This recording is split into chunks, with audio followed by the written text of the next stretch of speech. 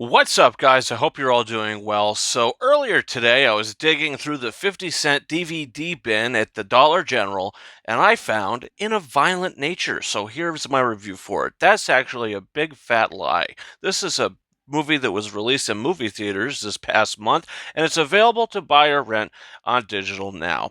This is a waste of time.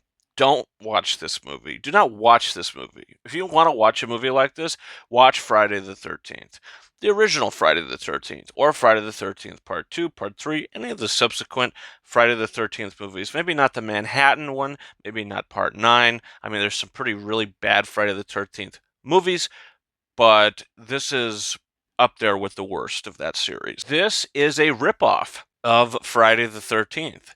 You have this character who really tried to set up lore and backstory to this Johnny, Sammy, Billy, Bobby, Susie, whatever his name was. I can't remember. And I literally just got done watching the film. So this being is going around and killing these young adults that are around in a very Friday the 13th scenario. It is literally a ripoff. Now, I'm not saying the original Friday the 13th is this great movie, but it had a little more substance. This movie has zero substance. There is one kill that is interesting in this film, and it is the yoga kill. It's an interesting kill, but the character just stands there and takes it. Could have ran, could have done a bunch of different things, but she literally just stands there and takes it because the actor knows, okay, it's time for my death scene. All the other deaths in the film and kills in the film are extremely forgettable, and this whole entire movie is so uninspired. It was almost like, let's just, do a film where we kind of follow the killer, and it's kind of in the point of view of the killer for 75% of the movie. The other 25% is in the view of, the characters that we're going to see ultimately die. There is a monologue at the last 15 minutes of this movie. It feels like a 10-minute monologue. It just goes on forever that you think might lead somewhere, but it does not. It goes absolutely nowhere, and it was a complete waste of time. And you're listening to this and you're realizing, okay, what I'm listening to right now is just a bunch of horse manure. It's a bunch of horse shit. And by the time the movie ends, I was like, you know what? I wouldn't be surprised if it just cut to black. And it basically did. So this should have been a short film. This should have been like a 30-minute short film. This should not have been a feature film because you have about 5 minutes of story in this movie, interesting story. That's just a concept. They do absolutely nothing with it. That original Friday the 13th story with Jason Voorhees, it's a good, interesting story, but at the same time, you get his mother, which is getting the retribution for him.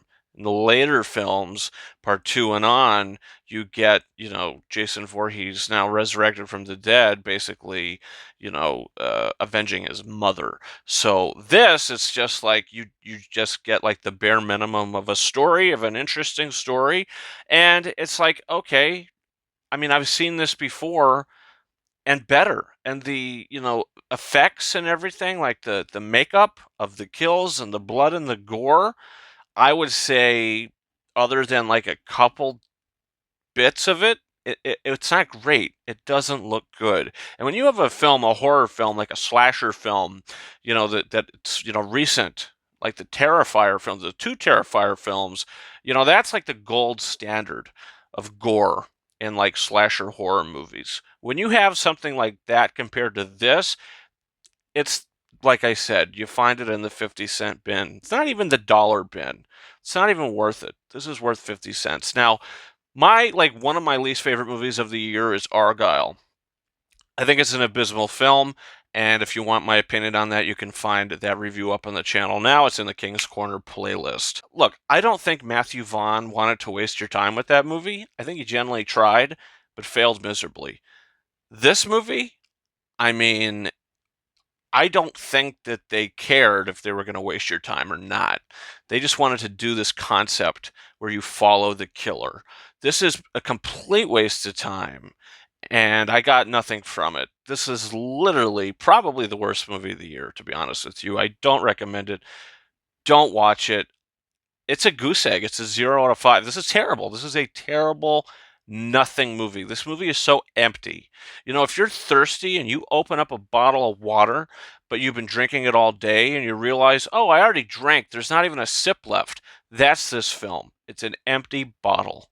So that's In a Violent Nature, and I'm disappointed. I was looking forward to this. I thought it would be interesting, but guess what? They can't deliver on an interesting concept. Guys, comment down below. Did you see this movie? Do you plan on seeing it after this review? Did I deter you from that? Please leave that down below. Also, don't forget to hit that subscribe button. We've got a bunch of interesting reviews on the channel right now for Inside Out 2. We've got reviews for The Strangers Chapter 1, John Krasinski's If, and a bunch of anniversaries. You know, films have been celebrating Harry Potter and the Prisoner of Azkaban, The Incredibles, and Spider-Man 2, all celebrating 20th anniversaries. What a year 2004 was. I got new reviews up on the channel now for all those. And guys, you can follow me on Twitter and or X at RyanKing72 and Instagram and TikTok at KingArises131. That's about it for me. Thank you so much for watching my review for In a Violent Nature. And until next time, over and out.